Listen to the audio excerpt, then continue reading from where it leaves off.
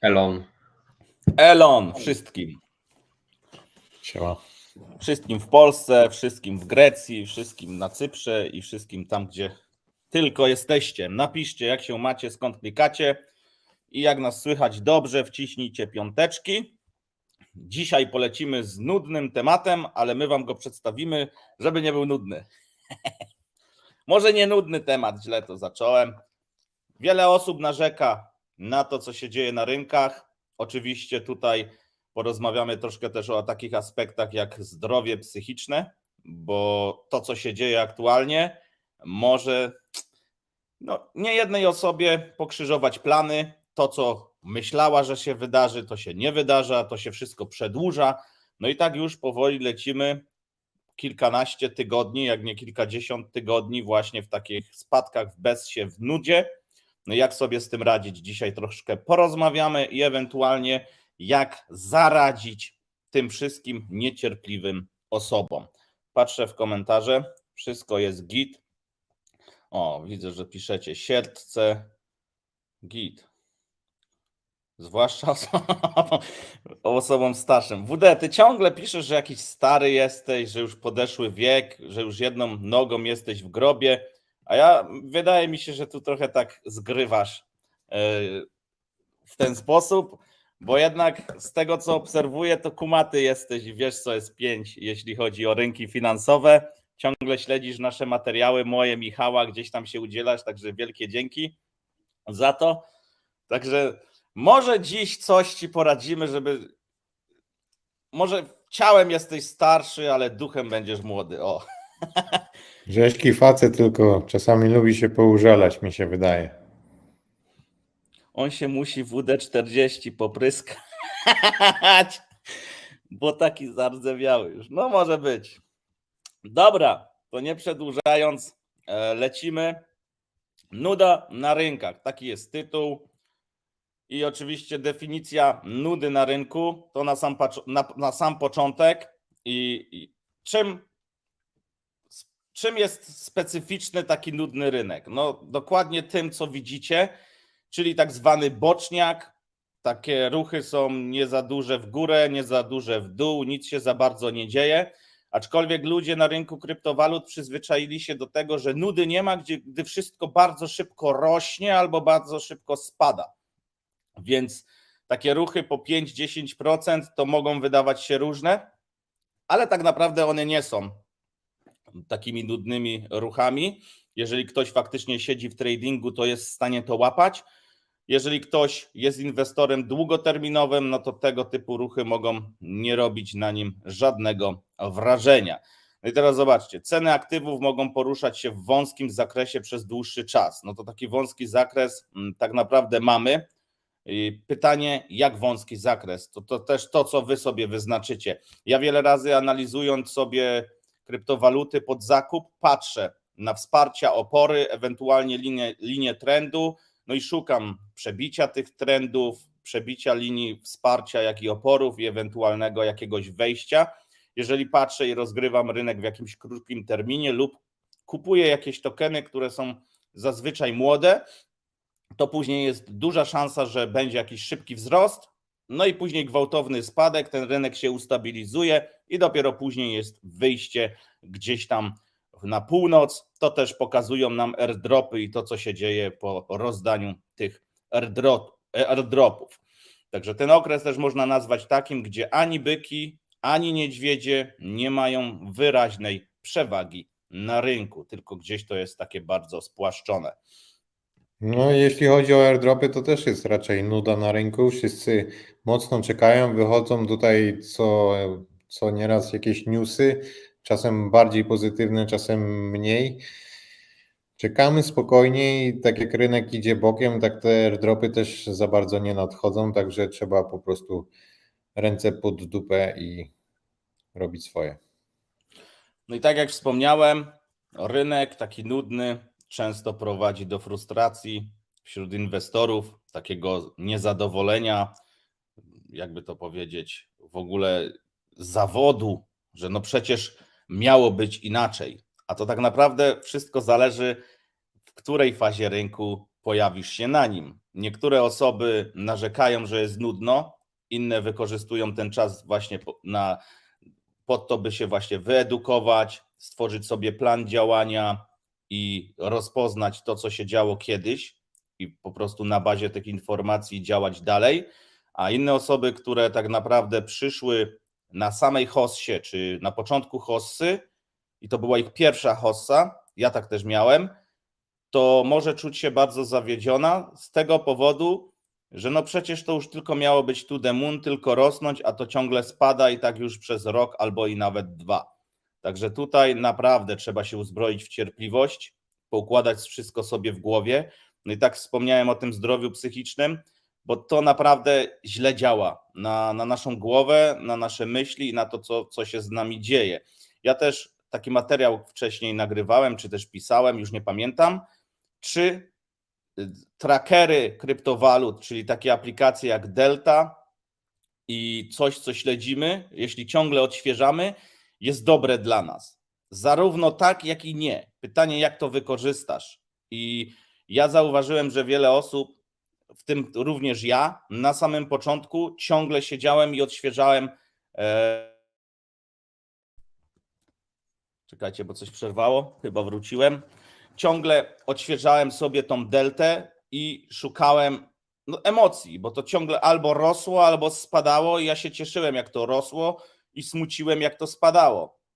I nie potrafiłem po prostu dostosować się do tego rynku. Dziś przynajmniej ja prywatnie zachowuję się całkiem inaczej, spokojniej, czekam i po prostu godzę się na pewne rzeczy. Jestem pewne rzeczy znieść w stanie bardziej, a inne może mniej. Aczkolwiek tutaj można powiedzieć, że ten rynek nas uczy, jeżeli już przejdziesz jedną lub drugą hossę, uczy nas tego, że mamy taką twardziejszą skórę i nie jesteśmy podatni na te wszystkie informacje czy spekulacje, które się dzieją w krótkim terminie. Coś chcecie dodać? Tak, tutaj mamy fajny komentarz od kolektora, możesz go pokazać. 4 lata czekałem, zanim na metalach zarobiłem, tak samo tu czekam i cały czas dokupuję po trochu. To jest dość dobry moment właśnie na dokupywanie. Generalnie większość ludzi, z którymi rozmawiam, potrafi odpaść właśnie w takich momentach, a to są bardzo dobre momenty, jeśli chodzi o uśrednianie ceny tych aktywów, które skupujemy. Może czasami to być za wcześnie, jeśli już zaczynamy uśredniać na początku tych spadków, ale jeśli wytrwamy, to na pewno nas to wynagrodzi. Marka gdzieś wycięło. Ja bym jeszcze do tego dodał jedną rzecz, że z własnego doświadczenia po tym, co stwierdziłem, żadne inne miejsce nie jest w stanie w taki sposób nauczyć cierpliwości jak giełda. I chodzi tutaj o to, że jeżeli przestawisz swój mindset z takiego, że ty musisz zarobić albo ty rzeczywiście potrzebujesz tych pieniędzy, na takie, że te pieniądze rzeczywiście mogą poczekać, jesteś w stanie zrozumieć raz, że czas bardzo często w tym wypadku działa na twoją korzyść, nie zawsze, bo zależy co kupujesz. Dwa, że są dookoła tego różne rzeczy, które dzięki temu, że ty tego możesz doświadczać, to potem możesz przekminić na swój proces myślenia, na swoją osobę i nagle się okazuje, że to nie tylko inwestowanie na giełdzie się zmienia i czy twoje podejście do inwestowania na giełdzie się zmienia, ale nagle się okazuje, że cały ty się zmieniasz i że zaczynasz nabywać zupełnie nowych przekonań niż miałeś do tej pory. Często u mnie to wyglądało w ten sposób, że na początku rzeczywiście miałem tą taką gdzieś tam można powiedzieć bieżączkę, pomimo tego, że chciałem do wszystkiego podchodzić w sposób mega rozsądny i uważać na to, co robię. Dopiero w momencie, kiedy rzeczywiście ta pierwsza hossa, której doświadczyłem, czyli po 2017 roku się skończyła i przyszedł ten okres, w którym praktycznie nic się nie działo, a jak już się działo, to zazwyczaj były to rzeczy negatywne, to dopiero wtedy zauważyłem, co tak naprawdę znaczy być cierpliwym i jak tą cierpliwość można w sobie wyrobić. Jak już sobie wyrobiłem tą cierpliwość na giełdzie, to nagle się okazało, tak jak Wam powiedziałem prędzej, że zupełnie inaczej zacząłem traktować rzeczy, które przydarzały mi się w życiu codziennym, bo jeżeli umiesz zachować się względem pieniędzy, można to tak powiedzieć, gdzie pieniądze, nie oszukujmy się, w dzisiejszych czasach są triggerem, który wywołuje potężną emocję u ludzi. Niezależnie od tego, czy inwestujesz, czy nie inwestujesz, to zawsze te pieniądze stwarzają albo dobre, albo negatywne emocje w twojej głowie. I teraz jeżeli będziesz potrafić pomimo negatywnych emocji, jakie się pojawiają w momencie inwestowania i kiedy jesteś zmuszony nawet do tego, żeby czekać, a często nawet do tego, żeby dokładać nawet do rynku, można powiedzieć, no bo czekasz, uśredniasz cenę, ile ja mam to uśredniać, ile jeszcze mam kupować, Jezu, kiedy to w końcu urośnie, znowu spadło, znowu kupić, czy już odpuścić. To są mega ciężkie pytania, które trzeba sobie zadawać. Natomiast jeżeli to wytrzymasz, to nagle się okazuje, że na tyle wzmocniłeś swoją psychę, że zaczynasz rozumieć to, w jaki sposób rynki działają, zaczynasz rozumieć to, jak ty sam funkcjonujesz, jak życie na ogół funkcjonuje, i przez nabycie umiejętności do cierpliwego czekania na giełdzie stajesz się, tak jak powiedziałem, prędzej zupełnie inną osobą niż byłeś wcześniej. Bo jeżeli pieniądze jako trigger emocjonalny, którym był do tej pory, przestaje być tym triggerem, to ciężko jest znaleźć kolejną rzecz, która będzie mocno w ten sposób emocjonować cię w życiu. I nie chodzi mi tutaj o to, że nagle tracisz jakieś zajawki, bo można to zrozumieć w sposób, że ja właśnie powiedziałem, że jeżeli nie masz emocji do pieniędzy, to nic cię w życiu nie ekscytuje. Nie chodzi mi tutaj kompletnie o to. Chodzi mi o to, że nabywasz takiego stoickiego spokoju i umiejętności analizowania. Dajcie znać w komentarzach, czy na przykład znacie przynajmniej jedną osobę, która nie wstrzymała presji tych wszystkich spadków, tego długiego czasu oczekiwania i sprzedała swoje kryptowaluty praktycznie w dołku, no bo racjonalizowała sobie to tym, że to już nie wzrośnie lub spadnie jeszcze bardziej. Ja znam przynajmniej 500 takich osób, mogę tak śmiało powiedzieć, bo w roku między latami 2018 a 2020 to był tak naprawdę bardzo długi czas oczekiwania na to, co się wydarzy. I tak jak tutaj mamy komentarz od Bartka, dla mnie ten okres akumulacji mógłby trwać i trwać. No to tam te osoby jednak nie zdały tego egzaminu, nie wytrzymały, sprzedały. Często właśnie jest to, że miały bardzo źle zdywersyfikowany portfel, więc niektóre kryptowaluty po prostu upadły i już nie wzrosły, albo jeśli miały one Bitcoina lub jakieś fundamentalne rzeczy, powiedzmy, że Bitcoin i Ether to są fundamentalne dwie kryptowaluty. Nie wnikam jak bardzo, nie chodzi o to. Ale na przykład mając Bitcoina, historia nam pokazała, że on wzrósł kilkukrotnie od dołka. Nawet jeśli ktoś kupił na górce w 2018 czy tam 2017 roku. No i te osoby po prostu były zmuszone przez to, że miały źle poukładane w głowie albo nie dbały o to, by po prostu zadbać o to, by zrozumieć, co tak naprawdę chcą tutaj osiągnąć i uzyskać, były zmuszone pewnymi sytuacjami lub właśnie tą nudą, tym brakiem komfortu psychicznego do tego, by wyprzedać się z tych asetów.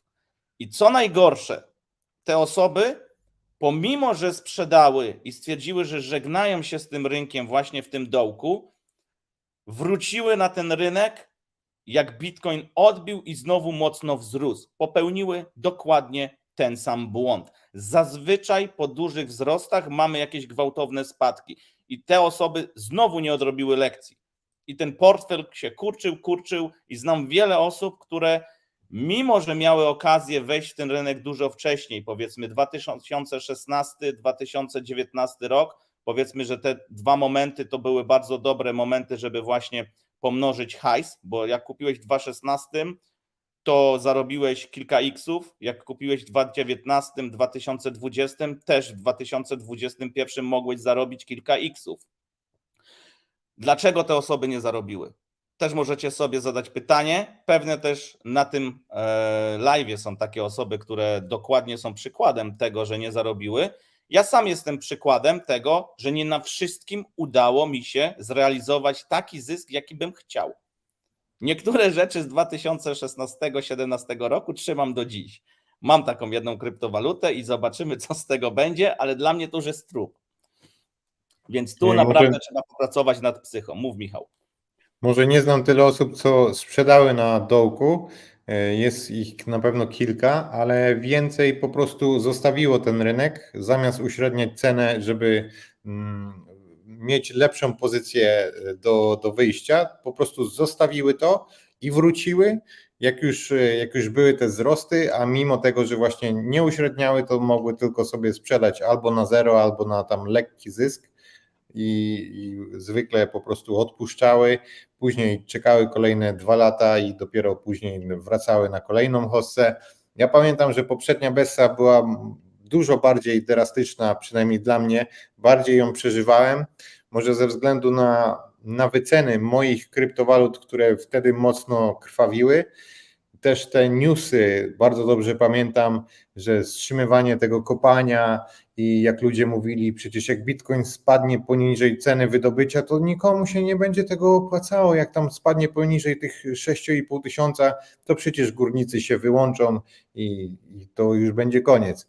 A to wcale tak nie jest i wiele razy spotkaliśmy w historii, że dokładaliśmy do tej technologii, mimo że ona nie była wydajna, nie zarabiała sama na siebie, to i tak zawsze te fundusze się znajdowały i ta technologia potrafiła przetrwać.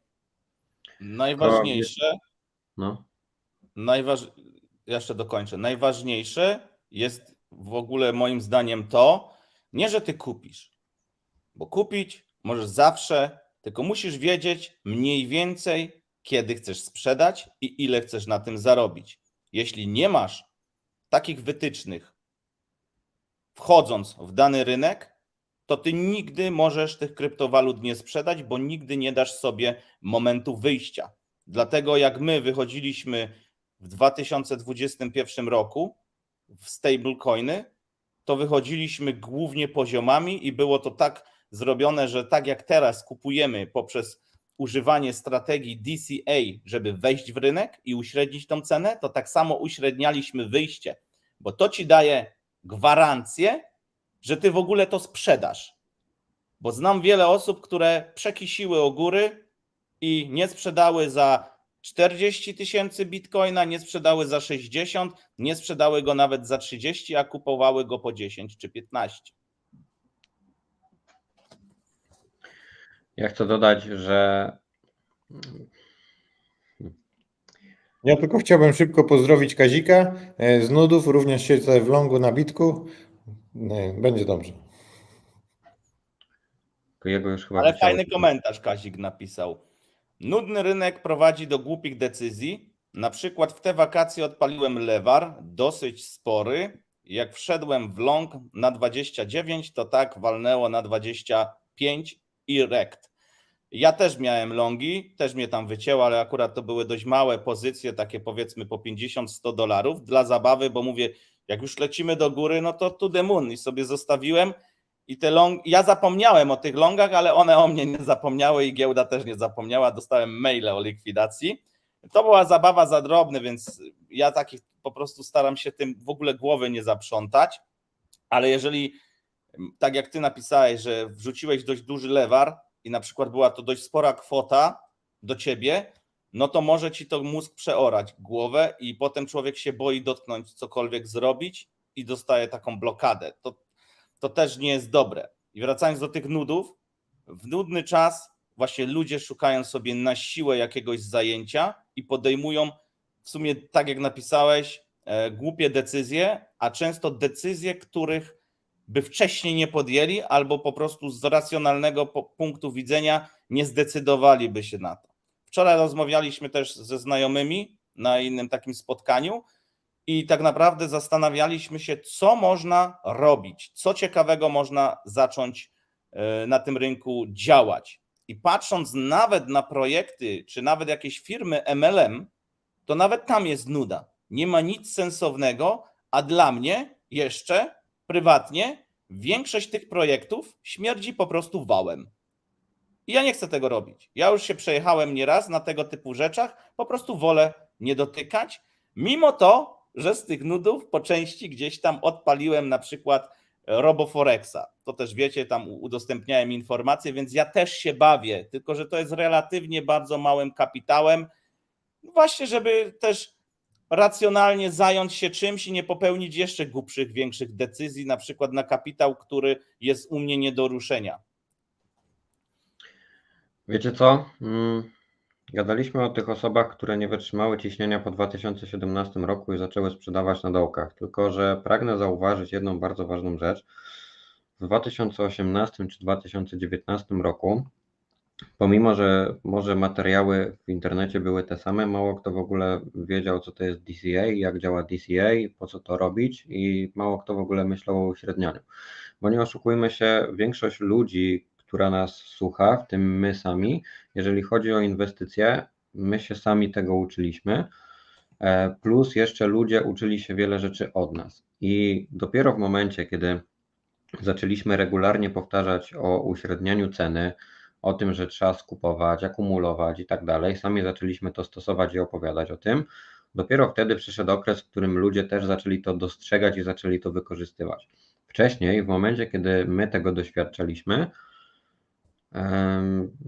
nie widziałem albo nie pamiętam, żebym widział takie osoby, które rzeczywiście aż tak by o tym trąbiły jak my, czy podobni do nas w tym momencie.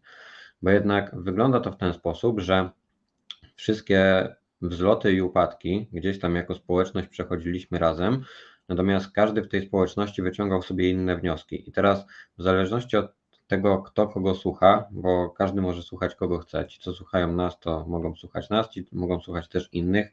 Nie ma z tym najmniejszego problemu. Ważne w tym wszystkim jest to, żeby znaleźć swój sposób dla siebie i żeby dostrzegać pewne zależności. I my te zależności dostrzegliśmy i zaczęliśmy o tym gadać naokoło, ile tylko się da, i sami zaczęliśmy stosować.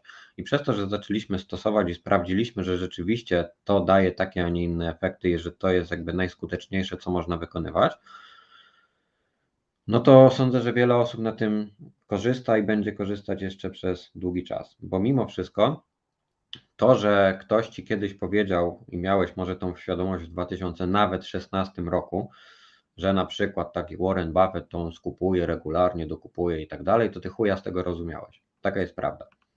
I nie wdrożyłbyś tego, bo ty miałeś przekonanie, że ty wiesz lepiej, on to już jest stary, on to się dorobił, ale ja nie chcę mieć 70 czy tam 80 lat i dopiero wtedy mieć te miliony, ja chcę mieć szybciej. Więc to są pewne rzeczy, do których trzeba dojrzeć i które trzeba zrozumieć w czasie. Są młode osoby, które zarabiają potężne pieniądze lub tworzą faktycznie biznesy, ale to wszyscy widzą wynik tych osób, a nie widzą pracy, którą oni w to włożyli. Ja nie mówię o osobach, którzy tam, wiecie, odziedziczyli jakieś biznesy po rodzicach, ale znam wiele młodych osób, które w tych czasach zarabiają między 15-20 tysięcy złotych na miesiąc w Polsce. Dla mnie kiedyś nierealne. Ja kiedyś zarabiałem, pracując na etacie, 1500-1700 złotych, potem pojechałem do Anglii z 6000 złotych w kieszeni. 1000 funtów, pamiętam. To były dla mnie kiedyś pieniądze. Dziś ja wiem, że wartość pieniądza się zmieniła. Można, tylko trzeba przejść pewną pracę i zauważać pewne okazje, no i starać się wykorzystać te okazje. I tak jak niektóre osoby narzekają na kryzys, no to inne osoby brały tutaj po prostu ręce do pracy i jeszcze na tym kryzysie się po prostu dorobiły większych pieniędzy. Historia nudnych rynków. W historii giełd były okresy, kiedy rynki pozostawały boczne przez wiele lat. Na przykład po krachu w 1929 roku rynek amerykański pozostał w zakresie bocznym przez kilka lat, zanim zaczął odbijać. Jeżeli ktoś inwestował wcześniej lub miał styczność z rynkami tradycyjnymi, tak je nazwijmy, czyli Forex, to jest bardziej popularny, bardziej dostępny rynek akcji, to wie, że tak naprawdę na rynku krypto ten cały cykl dział się dużo szybciej. Ja to kiedyś porównywałem, że rok w rynku krypto to jest jak między 3, 5, a nawet 10 lat na rynkach tradycyjnych, gdzie dziś mogę powiedzieć śmiało, że to nie jest prawda, bo rynki tradycyjne, akcje i różne inne rynki pokazały nam to, że tam też potrafi wszystko się zmieniać dynamicznie, a zwłaszcza podczas kryzysów, podczas tego, co na przykład mieliśmy w ostatnich latach. Jeśli mowa o rynku krypto, no to bardzo nudno właśnie było w tym roku 2019-2020. Ja pamiętam te lata, bo ja brałem udział w rynku krypto w roku 2016, 17, 18 i po kolei. Wcześniej nie interesowałem się tak bardzo rynkiem, tam w latach 2015 i wcześniej. Znaczy wiedziałem czym jest Bitcoin i że coś takiego istnieje, ale nie analizowałem tak bardzo zależności, jak ja mogę na tym ewentualnie zarobić. Także w 2021 zawitała u nas hossa po dość 2 ciężkich latach, tak jak wspomniał Michał, no i opłacało się wtedy akumulować. I teraz mamy w sumie analogiczną sytuację do lat poprzednich. I mamy tutaj przygotowane takie wykresy. Generalnie to, co musicie zauważyć na tych wykresach, które będziecie widzieć, to na czerwono to są okresy spadków i ewentualnie akumulacji, a na zielono to jest ten okres euforii, który rzeczywiście wpływa na to, że wszyscy wokół się cieszą i wszyscy są podjarani i wszyscy latają, skaczą i gadają, że zajebiście, bo zarabiamy i tak dalej. Ten pierwszy wykres to jest nic innego jak Bitcoin. To jest wykres od początku jego istnienia i teraz możecie sobie porównać. To jest wykres tygodniowy, czyli jedna świeczka to jest 1 tydzień. Możecie sobie porównać, jak wiele dni trwa okres nudy czy tam akumulacji, a jak stosunkowo niewielki okres trwa rynek wzrostów. I teraz tak mi to włączyłeś, że nie mogę sobie zobaczyć na początku, ale nieważne. Ten pierwszy okres. Pomyliło, czekaj, gdzie ja to naklikałem. To musi być włączone. O, masz na początku. Tak, to będzie ok.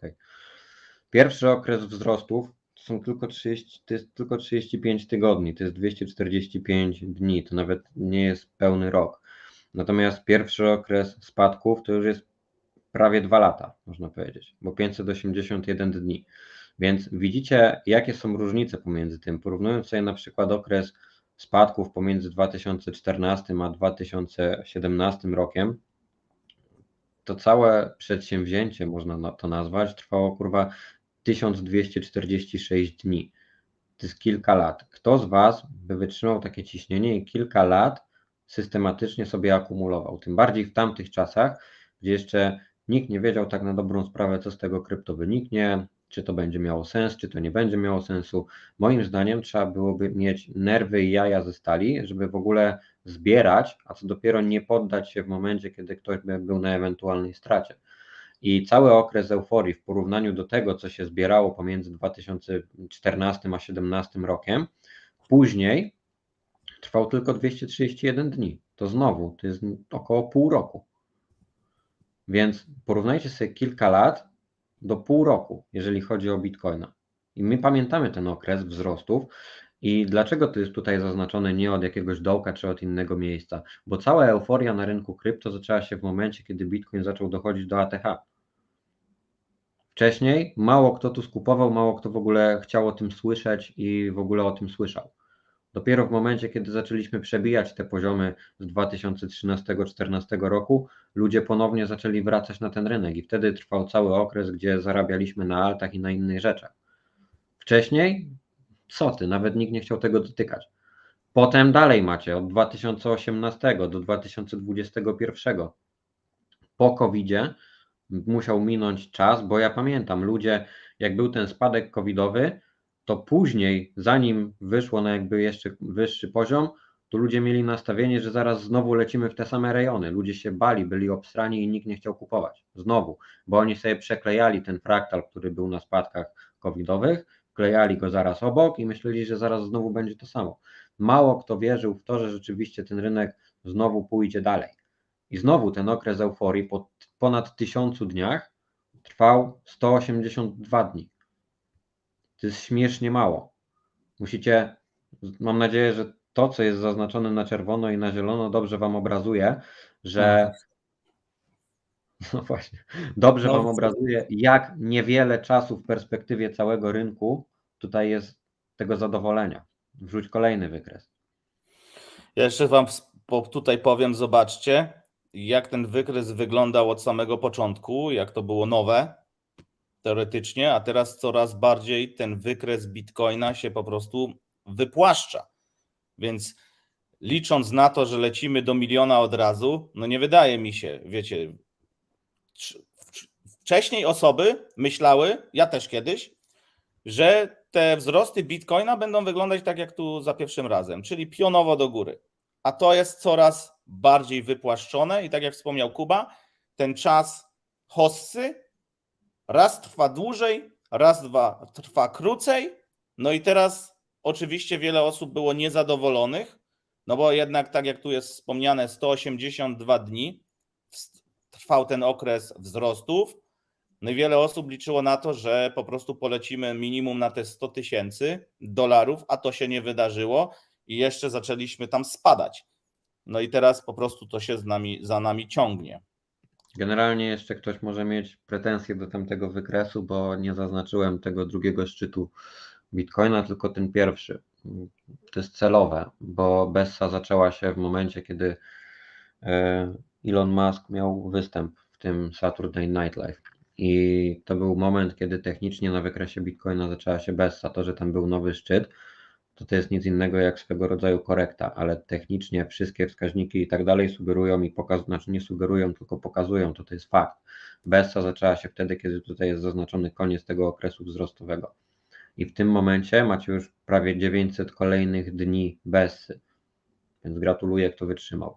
A czemu uważasz, że Bessa zaczęła się z początkiem pierwszych spadków, a nie po tych drugich spadkach? No bo Możesz tak jak rozjaśnić? powiedziałem, wskaźniki, które pokazują nam sentymenty na rynku, to pokazują to raz. Dwa, większość znaczących altcoinów miała swoje szczyty właśnie wtedy. W momencie, kiedy Bitcoin robił drugi szczyt, to one już dawno były w okresie Bessy i wtedy nowe szczyty robiły coiny, które w tamtym momencie jeszcze grzały rynek, typu Luna, Solana. To był ten okres, gdzie ludzie byli jeszcze podjarani tym i na fali dalszych jakby powiedzmy wzrostów Bitcoina, które owszem wzrostami są, nominalnie ta wartość jest większa, natomiast technicznie to nie oznacza, że to nie była Bessa. Mi się tu analogicznie przypomina 2017-2018 rok, gdzie na szczytach, w sumie nawet i w 2017 i w 2018 mi udało się wyjść w bitcoiny, bo wtedy głównie wychodziliśmy w bitcoina i zapakowałem się z powrotem na pierwszych tych takich świeżych wzrostach właśnie w roku 2000, czekajcie, tu jest 2018, tu gdzie, znaczy ciężko mi to pokazać, bo nie mam No tutaj to teraz powiem możliwości. ciekawostka. Teraz powiem I tam nie ciekawostka. doszła cena, poczekaj Kuba, i tam nie doszła cena nigdy z powrotem do ATH. A tutaj w 2021 mieliśmy okazję zobaczyć 2 razy tak jakby szczyt, nie? I wiele osób załadowało się na tym drugim szczycie z myślą, że to pójdzie już do góry, no a tu nas rynek po prostu przechytrzył i poszło to tylko już w dół i jesteśmy cały czas w spadkach. Jak sobie spojrzysz, to od połowy 2014 roku do samego dołka to jest ta sama korekta, która jest od szczytu Bitcoina do dołka Bitcoina. To jest ta sama długość, to jest ten sam fraktal. Można go skopiować i przyłożyć. Co jeśli nie będzie hossy przez kolejne 900 dni? No to ja mam dla wielu osób później w tej prezentacji rozwiązania, z których ja sam korzystam i dają mi możliwość zarabiania na rynku krypto, mimo że nie będzie hossy, bo po prostu są to pasywne rozwiązania, które zarabiają za to, że posiadasz jakieś kryptowaluty, więc nawet jeśli zakisiłeś i masz niektóre krypto, jesteś w stanie wysłać to do pracy. Oczywiście, jeżeli ktoś lubi trading, może tradować, może też łapać tutaj różne wyniki. Michał dzisiaj też tam gdzieś złapał nawet longa na Bitcoinie. Ja ostatnio rozgrywałem zarówno złotówkę do dolara, jak i euro do dolara i złoto. Też mi się tam udało coś utradować, ale to tak dla zabawy. Lecimy dalej. Dalej. Dogecoin, kolejny świetny przykład, tym razem altcoin. No bo już jakby same alty nam zostały, jeżeli chodzi o krypto. Kolejny świetny przykład. Tutaj z kolei jest wykres dzienny, a nie tygodniowy, czyli jedna świeczka, jeden dzień. Zobaczcie, 1144 dni nudy i tylko 70 dni, kiedy rzeczywiście coś się działo i kiedy ludzie na tym zarabiali. Potem znowu 176 dni nudy i tylko 46 dni, kiedy ludzie zarabiali. Potem kolejne 1092 dni nudy, kiedy ktoś sobie mógł zbierać Doge'a i tylko 126 dni. Jakby rozumiecie skalę, to jest tyle w porównaniu do tyle. No, 3 razy, nawet nie 3 razy dłużej. No tu to jest ten ostatni Więcej, okres przed nawet 10 wzrostami. razy.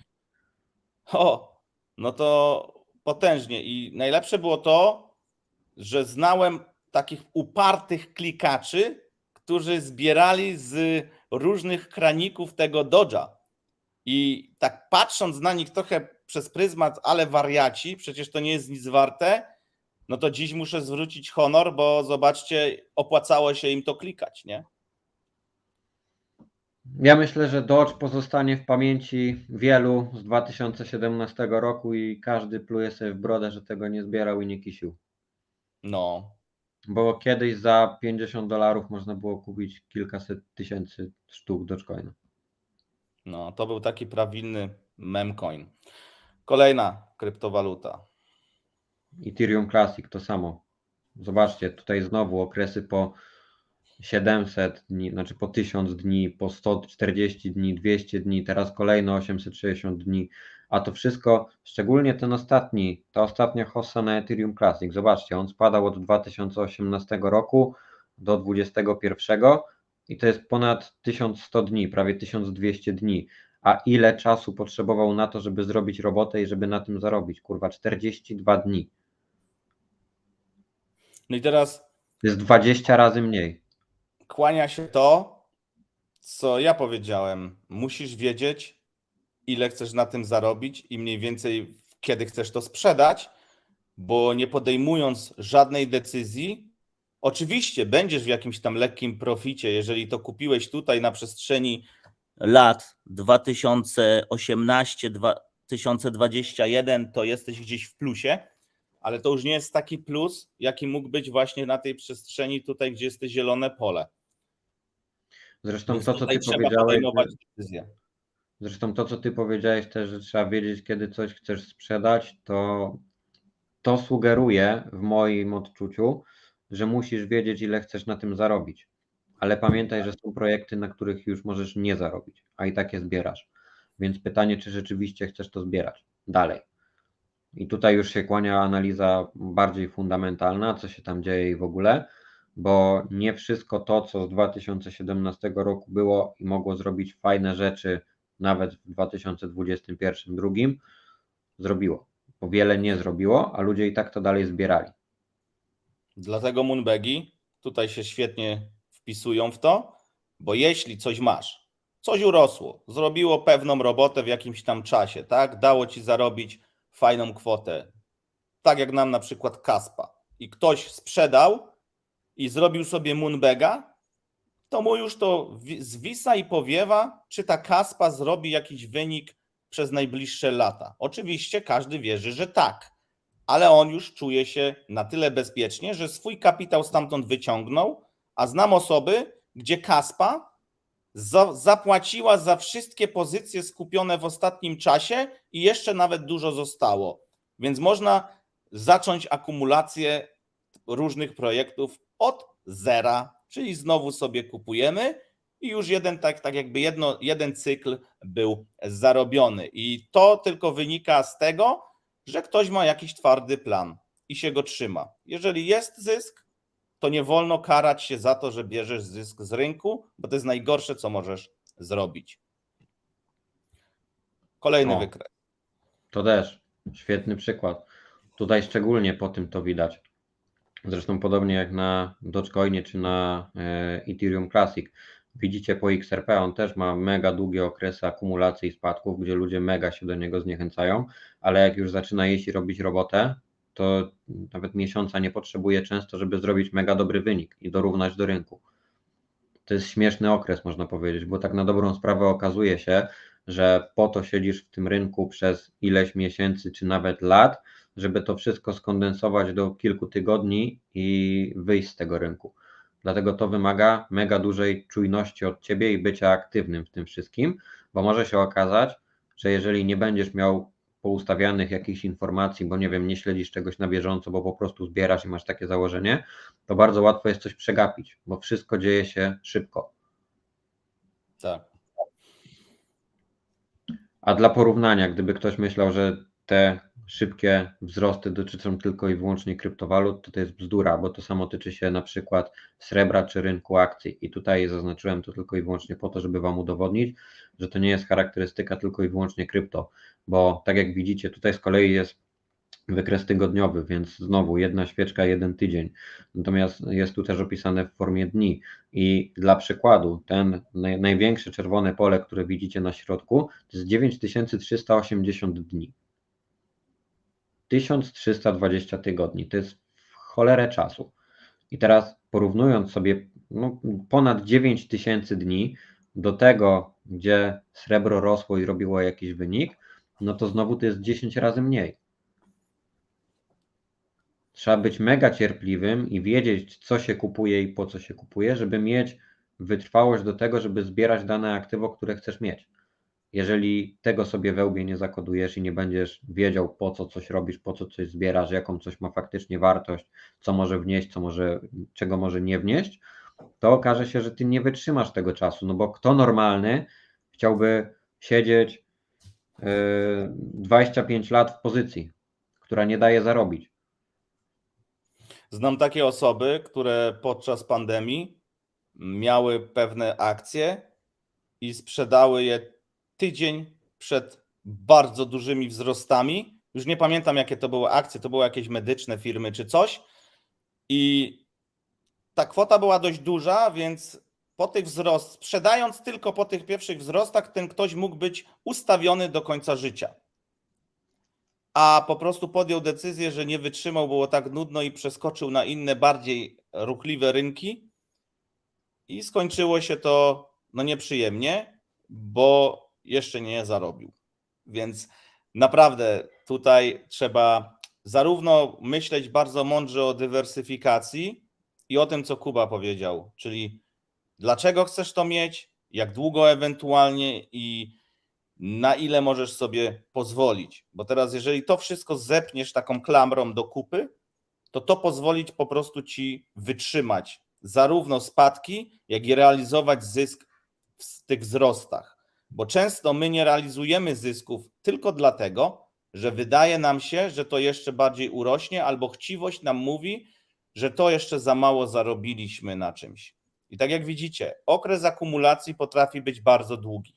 Nudny, długi, męczący i w ogóle angażujący nas bardzo psychicznie, gdzie okres tych wzrostów jest dużo krótszy, dynamiczniejszy i szybki, ale my też musimy tutaj podejmować decyzję, że jeżeli widzimy te wzrosty, to coś z tego zrealizujemy, a nie, że my będziemy trzymać. Chyba że twoje trzymanie pewnych rzeczy zakłada 10 lat.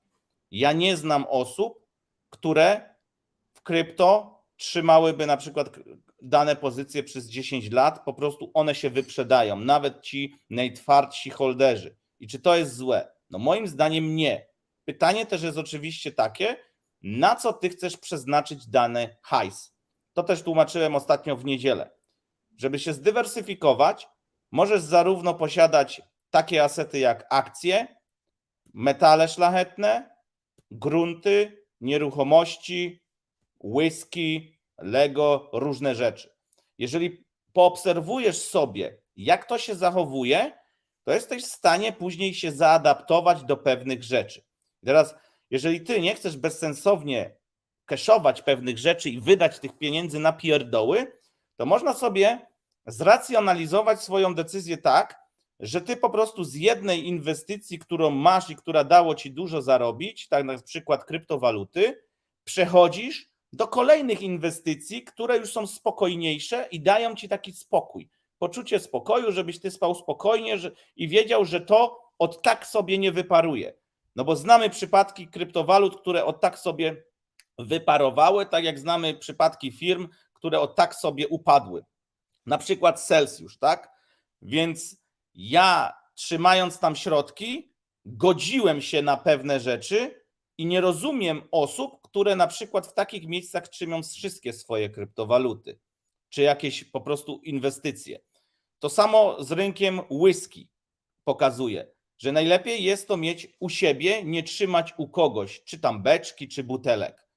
Bo znam sytuację taką, że znajomy posiadał whisky w Holandii, w takim specjalnym miejscu, gdzie to przechowują, ale tam sobie stwierdzili, że jeżeli butelka staje się na przykład 20-letnia, nie wiem teraz dokładnie, nie chciałbym tutaj skłamać, to ona staje się eksponatem w muzeum i ty nie możesz tej butelki ani stamtąd zabrać, ani odsprzedać po takiej cenie, jakbyś chciał, tylko możesz wewnątrz tego tam marketu to sprzedać, gdzie ta cena oczywiście już nie jest na tyle atrakcyjna.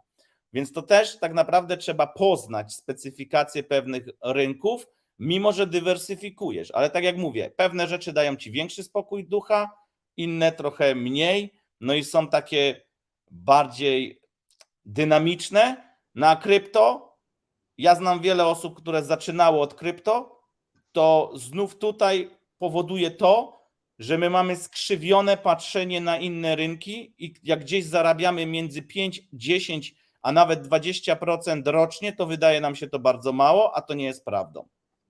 Generalnie każdy może sobie myśleć, że wie, czym się charakteryzują rynki i każdemu może się wydawać, że hossa jak trwa, to trwa w nieskończoność i spadki jak trwają, to też trwają w nieskończoność, ale dopiero zaznaczenie tego na rzeczywistym wykresie i oddzielenie sobie kolorami, żebyś widział jak kurwa dziecko, jaki kolor, ile okresu rzeczywiście zajmuje, to dopiero wtedy dociera do ciebie, jak długie i jak krótkie są te okresy.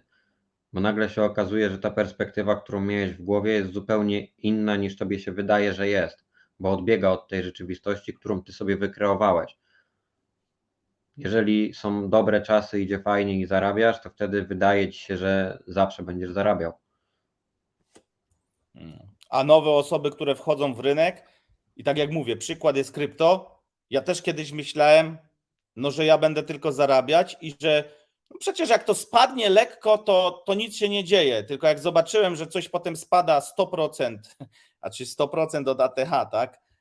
90 czy tam ileś, no to tutaj całkiem zmieniłem swoje podejście i już nie było to takie proste, by to zrozumieć i czułem się skrzywdzony po prostu przez ten rynek. Ale nie poddałem się z pewnymi rzeczami, bo po prostu uśredniałem, budowałem pozycję przez taki okres nudy. To, co też robimy teraz, oczywiście mając nadzieję, jak i pewnie wy, że przyjdzie ta hossa kolejna, że będą dni, które nas wynagrodzą. I kilka razy nam się to udało zrealizować. Zobaczymy, jak będzie tym razem. No i moim zdaniem, jak ja już czekam tam te 1000, ile tam było, Kuba? 1700 dni? Ale na czym? Bo Ile teraz już trwa nasza bessa na Bitcoinie? 800 chyba. O, jeżeli 800 dni, doszło. czekaj, to 880, no. tak. Jeżeli ja mogłem czekać 880 dni i zazwyczaj jest tak, że już przez ten czas systematycznie dokupuję, uśredniam, akumuluję pewne rzeczy, to dlaczego mam się poddawać, nawet jeśli będzie trzeba czekać kolejne 300 dni? Ja tutaj jestem, tak jak ktoś tu pisał wcześniej, żeby odbyć tutaj maraton z wstawkami czasami sprintu, no bo jeśli kupujemy jakieś gemy, jakieś low capy, to tam potrafi się zadziać w przeciągu tygodnia kilkaset, kilka tysięcy procent, ale ja wtedy zabieram często co moje, chyba że mam inny na to dłuższy plan. Dlatego tu ktoś nawet wcześniej pisał, że w tych okresach hossy nie opłaca się stejkować swoich coinów, bo zwykle tam jest okres tego unstakingu 21 dni. Lepiej sobie odpuścić te nagrody po to, żeby mieć coiny gotowe do sprzedaży. Tak, dlatego ja stejkując pewne rzeczy, już mówiłem nieraz, mam na to przeznaczone 3 osobne portfele, czyli tą pulę, którą chcę zastejkować, stejkuję z myślą, że tego nie będę odstejkowywać, jeżeli gwałtownie będzie rynek rosnął. Zazwyczaj drugą taką samą pulę mam na portfelu luzem, bo wtedy jeżeli rynek gwałtownie urośnie, to ja sprzedając to pokrywam sobie koszt odpalenia stakingu i jeszcze na tym zarobię. No a trzecia pula jest taka, że ja potem się bawię bardziej spekulacyjnie, czyli na przykład traduję na tym, robię jakieś sobie trady, próbuję sprzedać drożej, odkupić niżej i nawet jak często sobie, bo często taki błąd jest początkujący, gdzie ja też myślałem, że to jest łatwe, uszczuplę sobie tą pulę do zabawy, to jeżeli cena później wzrasta, to i tak wychodzę na swoim, ale bawię się tym kapitałem, który mam przeznaczony do zabawy, a nie do tego, by to trzymać czy stejkować. To są dwie osobne historie, więc tu też, jeżeli chodzi przez ten pryzmat, to też mogę powiedzieć, że no mądrym rozwiązaniem jest stworzenie minimum 2 portfeli, a nawet 3 i oczywiście to trzeba sensownie podzielić, no bo te odstejkowanie może trwać nawet 28 dni, a jak coś urośnie, a dzieje się niektóre rzeczy dzieją się w ciągu 7 dni, to ty nie zdążysz tego sprzedać i będziesz zły na siebie, że no nie zdążyłeś. Także możemy płynnie przejść do strategii inwestowania w czasie nudy. Dla długoterminowych inwestorów nudny rynek może być idealnym czasem do zakupu aktywów w przecenie. Czyli tak jak tutaj już widzimy po komentarzach, wiele z Was traktuje ten rynek jako okazję, jako akumulację, zbieranie sobie pewnych rzeczy. Ja dodatkowo jeszcze traktuję to jako właśnie okazję, by zastejkować pewne rzeczy i żeby one mi się pomnożyły pasywnie, że ja nie muszę dokładać do rynku już swojego kapitału, tylko bazuję na nagrodach i nie robię reinwestycji, tak jak ktoś tu też dobrze zauważył, tylko te tokeny, które ja już otrzymuję z tego stakingu, one powinny być płynne, czyli dostępne na portfelu lub ewentualnie w jakichś innych DeFi'ach, gdzie możesz to odstejkować szybko i nie ma czasu oczekiwania, aczkolwiek DeFi'e wiążą się z kolejnym ryzykiem, bo tam też różne rzeczy się wydarzają. To trochę później tutaj omówimy. Teraz krótkoterminowi inwestorzy mogą skorzystać ze strategii handlowych opartych na wskaźnikach technicznych, czyli analiza techniczna. Wiele osób znam, które mimo tego, że jest nudno na rynku, zarabia.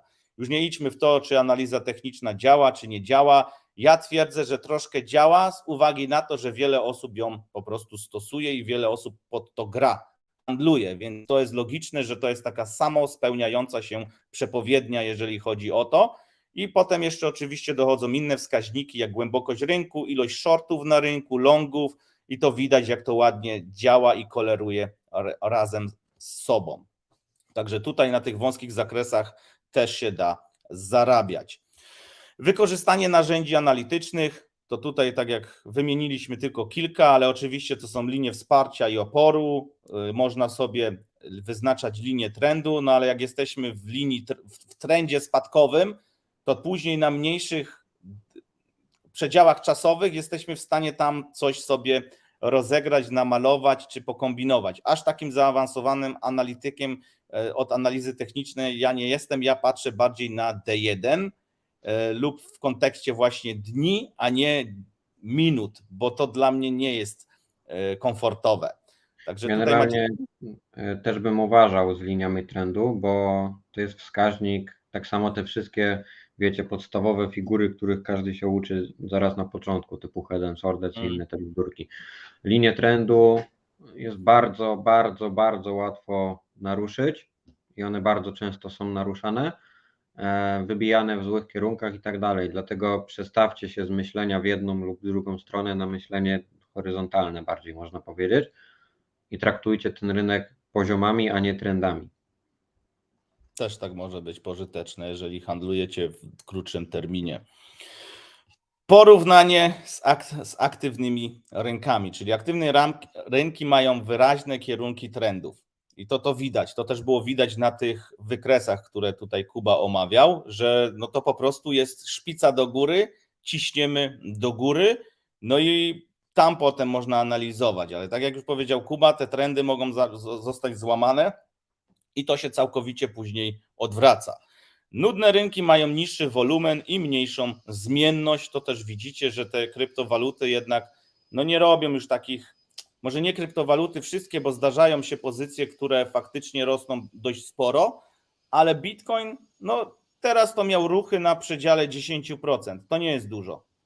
Tylko tutaj trzeba wtrącić jedną rzecz, bo to, co z daleka na wykresie widać jako płaską linię na samym dole i klepanie dna, to jak sobie to przybliżysz, to tam są ruchy po 30, 40, 50, 80% w jedną i w drugą stronę, szczególnie na krypto. Na rynku akcji to tak nie wygląda, ale na krypto te procenty są znacznie, znacznie większe, więc teoretycznie może się wydawać, że tam jest nuda i tam się nic nie dzieje i to jest długi okres akumulacji, który idzie. Natomiast w momencie, kiedy uczestniczysz w tym na bieżąco, to nagle się okazuje, że masz kilkadziesiąt procent wahania na portfelu. Przez to jest jeszcze trudniej wytrzymać. No. Teraz zobaczcie, nuda na rynku, a wiadomości w mediach. Więc tutaj tak naprawdę można sobie stwierdzić, że zazwyczaj na tym nudnym rynku bardziej zauważalne są te złe wiadomości. Czy o kryzysie, czy o czymś, co się źle dzieje, czy po prostu Bitcoin umiera, czy coś. I zresztą też to nie wiem, czy wy patrzycie, co piszą na przykład. Ja bardziej patrzę po to, co niektóre osoby, czy tam jakieś grubsze portfele robią. Bo mówić, pisać mogą sobie jedno, a tak naprawdę oczy nasze zwrócone powinny być na to, co tam się dzieje. I tak jak zauważyliśmy, to po prostu spora część kryptowalut na przykład odpływa z giełd. Jest dużo kupowanych krypto, które stamtąd są zabierane i akumulowane na innych portfelach. I oczywiście też mamy na przykład, gdzieś tam są takie konta na Twitterze, które sygnalizują duży przepływ kryptowalut. Też nie wnikam, czy to już jest manipulacja, czy nie. Często okazało się to jakąś tam manipulacją, ale to powoduje reakcję ludzi. Nawet jeśli coś jest fake newsem, to na rynku krypto działa to tak mocno, że powoduje reakcję ludzi. Jeżeli jest reakcja ludzi, to reaguje kolejne osoby, kolejne i to jest taki efekt domino, więc na to też bym mocno uważał. No i tutaj w pewnych rzeczach pojawiają się okazje, gdzie można coś sobie ewentualnie dokupić, uśrednić. No bo często nie jesteś w stanie przewidzieć tego typu newsów. Nie jesteśmy niestety aż tak zaawansowani w tym wszystkim, żeby przewidzieć to, że na przykład tego i tego dnia Elon tweetnie o jakiejś kryptowalucie i że ona wzrośnie. To on wie tylko i ewentualnie jego najbliżsi znajomi, jeśli w ogóle, nie? Tak jak często Kuba mówi, newsy wychodzą wtedy, kiedy mają wyjść. Tak, ale to już jest do analizy technicznej i do miejsc na wykresie, bo rzeczywiście tak jest. No. I tak jak powiedział Marek również, nie patrzcie to, co mówią, a patrzcie na to, co robią. Te newsy zwykle w BES-ie mają negatywne newsy w BES-ie powodują dump na rynku, neutralne newsy zwykle też powodują dump, a pozytywne newsy nie mają kompletnie żadnej reakcji. Hossy możemy poznać po tym, że negatywne newsy nie mają żadnej reakcji, neutralne newsy pompują rynek, a pozytywne to już jest w ogóle rakieta. Także trzeba po prostu czekać na to odwrócenie trendu i zobaczyć, jak reaguje rynek na konkretne newsy. Czyli Inwestowanie emocjonalne. no, Mów, Michał. versus racjonalne. Ważne jest, aby pozostać spokojnym i racjonalnym podczas nudy na rynku. Podejmowanie decyzji opartych na emocjach może prowadzić do strat. I tak jak tutaj wcześniej kolega pisał, bardzo często przy takich nudach podejmujemy różne głupie decyzje, wchodzimy na jakąś dźwignię albo na przykład patrzymy na te swoje kryptowaluty, które bardzo mocno spadają. Wtedy bierzemy na przykład, wrzucamy je na dźwignię, bo jeszcze tam można sobie coś wyciągnąć i zwykle to się bardzo źle skończy. Zwykle też w takich okresach pojawia się dużo takich programów, które oferują zarobek pasywny, no bo skoro już to trzymamy, no to warto by było to właśnie wrzucić w jakiś staking albo coś takiego, ale to nie jest staking natywny, to jest taki staking, gdzie oni jeszcze coś tam podkręcają, lewarują te pozycje i później nie wiadomo, co się z tym dzieje. Jedną z takich aplikacji był na przykład Celsius. Nam mówili jedno, pod spodem robili coś drugiego. Wyszło jak wyszło, teraz czekamy, jak się rozwinie sprawa. W ogóle z tym kombinowaniem to zarówno w BES-ie, czyli nuda powoduje do tego, że podejmujemy nieracjonalne decyzje, skrajnie negatywne emocje, to w HOSS-ie to samo, skrajnie pozytywne emocje. Ja znam wiele osób, które zarówno w BES-ie, czyli z tym, że miały jakieś tokeny, tylko one spadły na wartości, właśnie poszły w dźwignię i przehulały całe siano z tych tokenów. Nie zostało im kompletnie nic. Znam też osoby w HOSS-ie, które pomimo iż zarobiły mega duże procenty, straciły wszystko na dźwigni. I może troszkę demonizuję tutaj tą dźwignię, to wy mi sami możecie napisać w komentarzach, czy udało wam się zarobić, jak i stracić. Mi zarówno udało się zarobić, jak i stracić na dźwigni, ale jakbym policzył wszystko, to może jestem w lekkim plusie.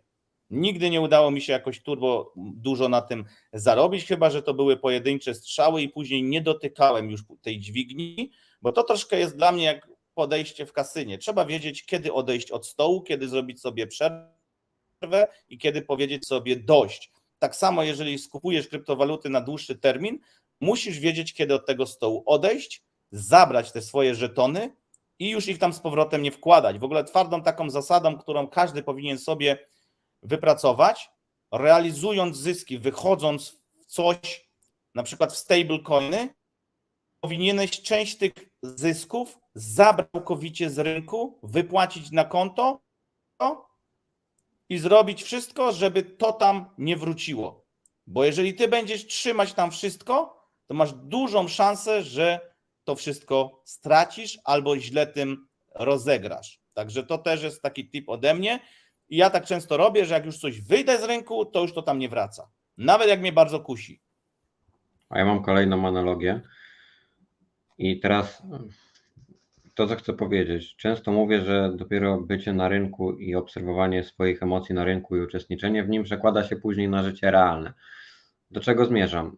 Z jednej strony mówi się, że kobiety są tym emocjonalnym zwierzęciem, które podejmuje decyzje na bazie emocji i którą emocje sterują. Natomiast jeżeli chodzi o facetów, giełda jest, myślę, idealnym przykładem do tego, co powiedział Marek i co powiedział Michał, jeżeli chodzi o skłonności do ryzyka, bo patrząc to, jak jesteśmy po prostu uwarunkowani genetycznie, faceci mają dużo większe skłonności do podejmowania takiego ryzyka, a w przypadku rynków to ryzyko opiera się właśnie już w tym momencie, jeżeli chcemy, mamy poczucie, że chcemy iść na lewar i tam spróbować zarobić, na hazardzie. Hazard dostarcza Ci tej adrenaliny i tych emocji, których Ty jako facet potrzebujesz. Czyli można powiedzieć, że facetami na rynku też sterują emocje. Więc mając to na uwadze, dochodzimy do wniosku, który już wcześniej przytaczałem, ale to jest dobry moment na to, żeby rzeczywiście ten wniosek jakby przyklepać i potwierdzić, że tak jest. Facet w momencie, kiedy potrafi kontrolować siebie na giełdzie i to, co robi z pieniędzmi i jak nimi zarządza, nagle się okazuje, że jest na zupełnie innym, wyższym levelu niż był do tej pory, jeżeli chodzi o życie prywatne. Bo jeżeli ty potrafisz powstrzymać i zapanować nad swoimi skłonnościami do ryzyka, bo to właśnie tym jest, to nagle się okazuje, że panujesz w ogólnym rozrachunku lepiej nad sobą. Przewidywania i perspektywy. Czyli tu można wyciągnąć tą taką szklaną kulę, ale opierając się na właśnie historycznych rzeczach, na tym, co my po części wam tutaj przedstawiliśmy na tych wykresach, można podejmować jakieś decyzje. I często może być tak, że jednak historia lubi się powtarzać lub się tam w jakimś stopniu rymuje. Jest szansa na to, że to, co my chcemy zrobić, jeżeli jesteśmy w podobnym rynku, w podobnej fazie rynku, no to nas wynagrodzi za jakiś czas. No i teraz patrząc na wszystkich kryptowaluciarzy, wszystkie osoby, które jednak tu na tym rynku są, no to liczą na to, że to się powtórzy i że znowu przyjdzie hossa. I tak jak ja kiedyś myślałem, że to będzie tylko rosnąć, to przyszła bessa. Tylko wiem, że zawsze po bessie pojawia się jakaś hossa, lub mniejsza, lub większa. To też później zależy. Oczywiście są tu też jakieś pytania typu, co jeśli hossy nie będzie, czy na jaka hossa ta będzie. To sobie można zadawać, bo na przykład, co jeśli już była hossa, jeśli już nie będzie hossy, też są takie pytania, wiecie, dużo influencerów właśnie tworzy filmy na temat, co jeśli hossy nie będzie. To się klika, tylko że tak naprawdę my tego nie wiemy. My nie jesteśmy w stanie w ogóle przewidzieć, czy dana kryptowaluta z nami zostanie na przykład na kolejne 10 lat. Bo jeżeli spojrzymy na to, co wydarzało się na pierwszej liście CoinMarketCapu, to się tak diametralnie zmieniało, że nikt nie jest w stanie wam zagwarantować tego, że na przykład Bitcoin zostanie ciągle na pierwszym miejscu. Mimo tego, że on tam cały czas jest. Nie wiemy, czy na przykład Ether nie przeskoczy Bitcoina. Nie wiemy, czy Ether się nie wykrzaczy. Nie wiemy, co się w ogóle wydarzy. To jest wszystko tylko i wyłącznie spekulacja i też bym ten rynek w taki sposób traktował, mimo iż pewnie zjedzą mnie Bitcoin maliści i powiedzą, że Bitcoin to jest najlepsze, co możesz zrobić. Tylko ja bym nigdy w życiu nie trzymał też wszystkich swoich pieniędzy, inwestycji, środków w Bitcoinie czy innych kryptowalutach, bo jest to po prostu nie o tyle, że bardzo ryzykowne na zmienności, ale bardzo ryzykowne na tym, co dzieje się w twojej głowie, jeśli tak masz zrobione, popełniasz po prostu nieracjonalne decyzje, nieracjonalne ruchy, które powodują u ciebie straty. Możliwości pozarynkowe. No i tu teraz szybko przechodzimy do tego, co można robić poza rynkiem. To tak ładnie nazwane pozarynkowe. No oczywiście możesz się wziąć i na przykład uczyć swojej strategii. Można sobie rozrysować, jak ty się będziesz zachowywać, wizualizować pewne rzeczy, których oczywiście potem w HOSS-ie trzeba będzie się trzymać, więc to też jest bardzo ważne. No i można na przykład edukować się, czytać książki, rozmawiać z ludźmi, jeździć na różnego typu spotkania, żeby dowiadywać się o tym coraz więcej, a przede wszystkim na przykład patrząc na ludzi, jaki jest sentyment, bo pamiętajcie, że to też widać. Dziś widać po wyświetleniach filmów na YouTubie i ilości komentarzy pod różnymi postami, pod różnymi filmami, że ten rynek jest nudny, że tam nie ma za bardzo ludzi. Zostali tylko ci zatwardziali, którzy faktycznie coś tam chcą robić. Oczywiście w fazie, nie wiem, lekkich podskoków czy gwałtownych spadków różni ludzie tam się pojawiają. Ale to tak naprawdę ja patrząc, porównując to do hossy, to w komentarzach nie dzieje się kompletnie nic. Dopiero jak hossa jest, to jest milion pytań, a kiedy kupić, kiedy sprzedać, a czy już kupić, czy już sprzedać i tego typu pytania, bo dochodzi dużo nowych osób, gdzie nawet teraz niektóre osoby są w stanie zadawać tego typu pytania, a te pytanie powinieneś zadać tylko sobie. Kiedy ty powinieneś to sprzedać, ile chcesz na tym zarobić. No i teraz tutaj przechodzimy dalej do formy stakingu. Staking znacie, rozumiecie o co chodzi. Po prostu wrzucacie kryptowaluty w staking, one tam sobie są. Tak jak powiedziałem, tu trzeba mieć przynajmniej 2 portfele, czyli jeden zastajkowany, no bo tego nie odbierzesz, nie wyciągniesz ze stakingu od razu, i jeden taki, gdzie ty po prostu jesteś w stanie coś sprzedać i to będzie w stanie pokryć twoje koszty tego, co wrzuciłeś na staking w takim stopniu, że będziesz z tego zadowolony. No bo oczywiście można powiedzieć, mam staking, mam jakieś tam krypto, no ale sprzedając to, jak to nie pokryje twojej całej inwestycji czy całej wydanej kwoty na to, no to nie będziesz zadowolony po rozegraniu tej hossy, a możesz nie zdążyć wyciągnąć tego ze stakingu. To jest większość osób raczej nie zdąża. Potem mamy masternody. To bardzo podobnie do stakingu, ale też wiele osób znam, które na masternodach zarobiły potężne pieniądze i właśnie stawiając te masternody w fazie bessy. Moim zdaniem na staking, na tego typu pasywne rzeczy najlepsza okazja jest teraz, bo po prostu tak jak gdzieś też napisałem, jest tanio, masz tych tokenów więcej. Jeżeli możesz mieć ich więcej, to więcej dostajesz w nagrodach, bo jeżeli dostajesz gdzieś między 5 a 10%, to dostajesz to zazwyczaj w tokenach, które stejkujesz. To są takie nagrody. No i później, jeżeli masz ich więcej, możesz je sprzedać albo nawet po tej cenie, która jest teraz, bo to jest tak jakby dodatkowa nagroda, czyli ty już zarabiasz tokeny. Nie mylić tego z odzwierciedleniem ceny jednostkowej w dolarach. Ty zarabiasz tokeny, sprzedajesz tokeny, zależy potem ile kosztuje, to też ty decydujesz, za ile to chcesz sprzedać. Jeżeli przyjdzie hossa, jest duże prawdopodobieństwo, że te tokeny będą droższe i sprzedaży drożej. Jeżeli na przykład teraz, tak jak tu ktoś wspominał, koparki i tego typu rzeczy, na hossie kopiesz i opłaca się to sprzedawać na bieżąco, moim zdaniem powinno się to robić.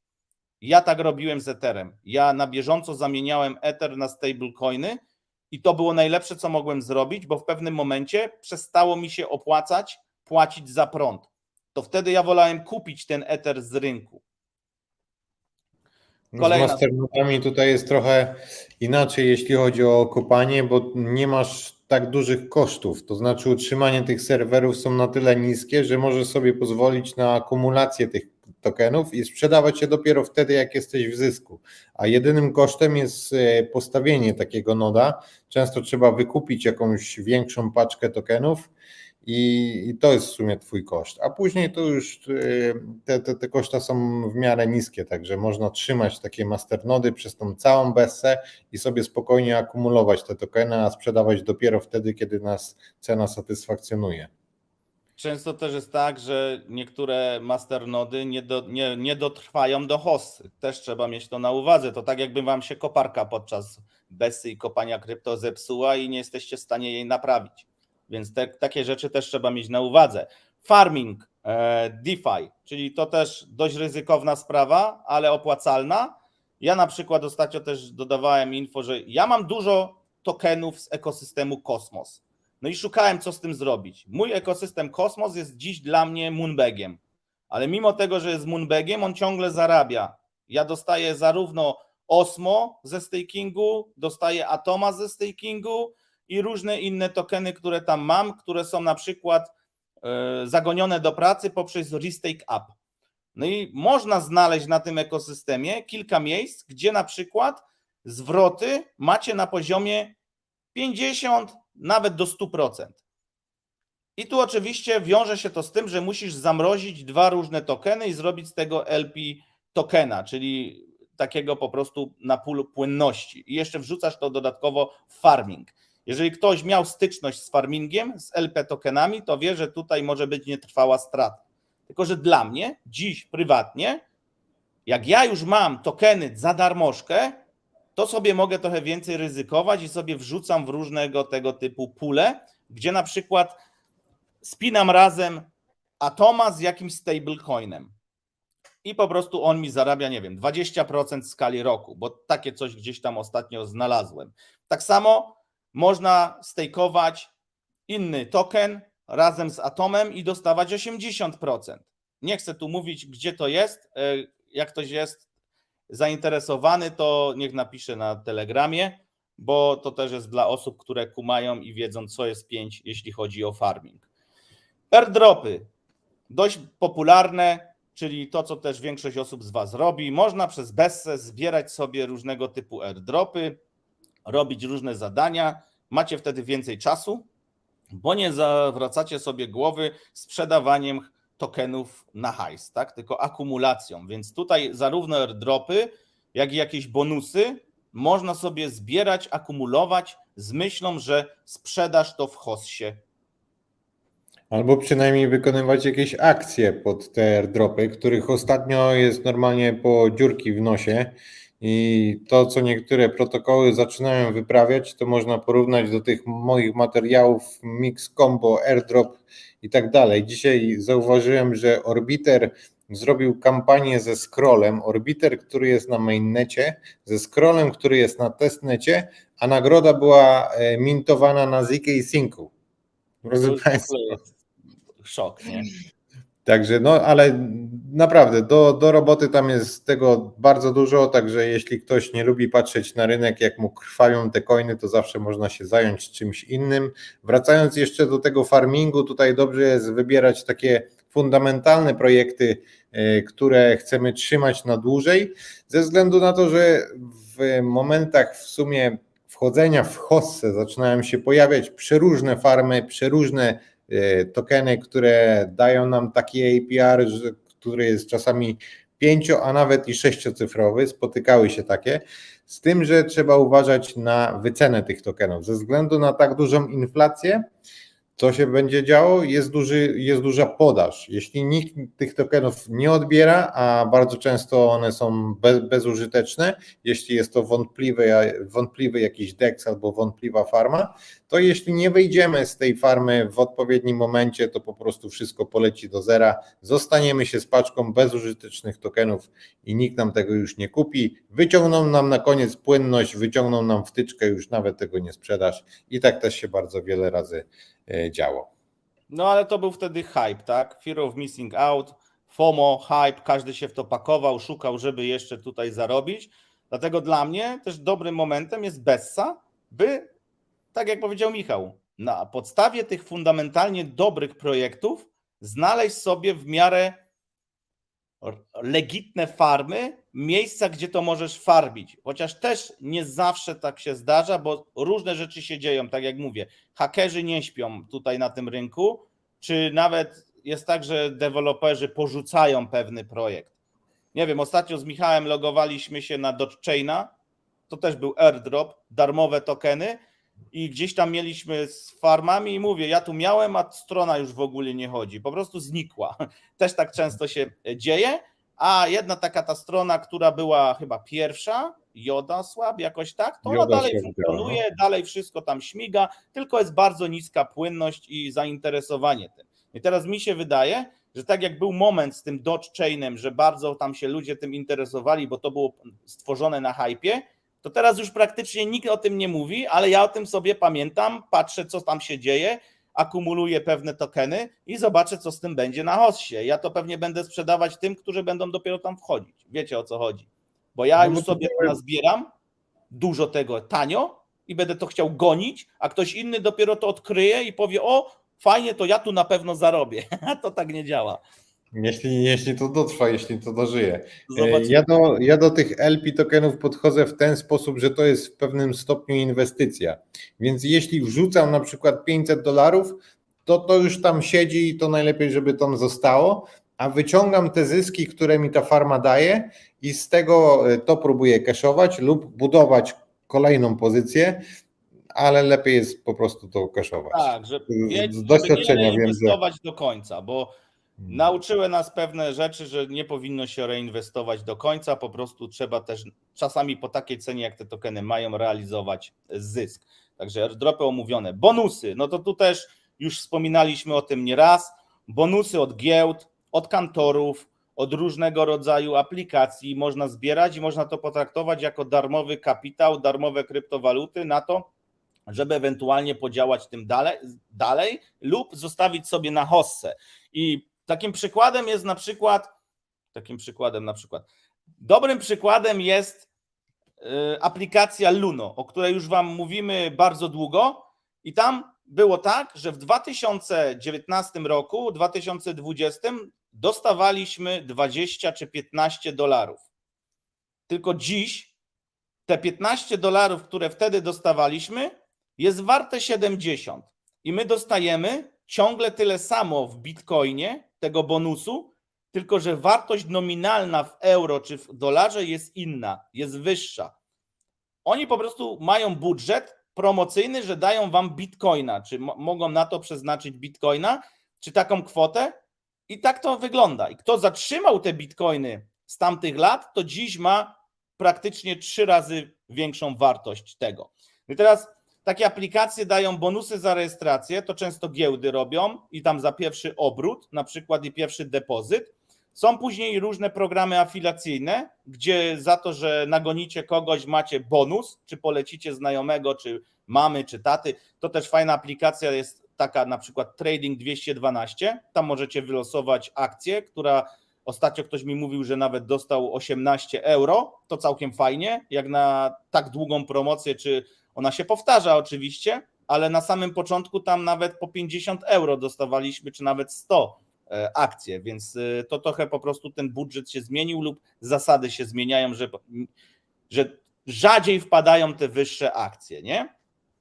Zadania edukacyjne to też coraz częściej i tak naprawdę dużo się tego pojawia, że mamy jakieś quizy, robimy jakieś zadania i dostajemy tutaj bonusy, zazwyczaj są to kryptowaluty, na Coinbase są tego typu akcje na portfelu, jak i na tej aplikacji, Revolut często ma jakieś właśnie quizy i tam dostajecie jakieś cząstki kryptowalut. Ja wiem, że to są śmieszne ilości, tylko że z samego Coinbase'a przez ostatnie lata w hossie, z tego co ja nazbierałem na takich drobnych akcjach, to tego było bodajże na 300 czy nawet 500 euro. Już nie pamiętam, ja tego nie sprzedałem, trzymam to, bo czekam na kolejną hossę.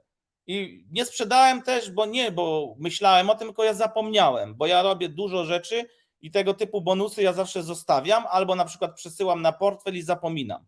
Tak jak z bitcoinami z Luno. Tam dostaję 50 euro, wypłacam w bitcoinie i zostawiam na portfelu, nie ruszam tego. No i cashbacki. Też często są aplikacje, które za to, że ty płacisz za coś, że kupujesz na różnych portalach, dostajesz cashback, tak samo możesz wykorzystać do tego karty kryptowalutowe, które traktujesz jak prepaid, wpłacasz hajs, płacisz tą kartą i dostajesz jakąś kryptowalutę jako formę cashbacku. No i jeszcze tutaj mam coś takiego dopisane, kryzysy.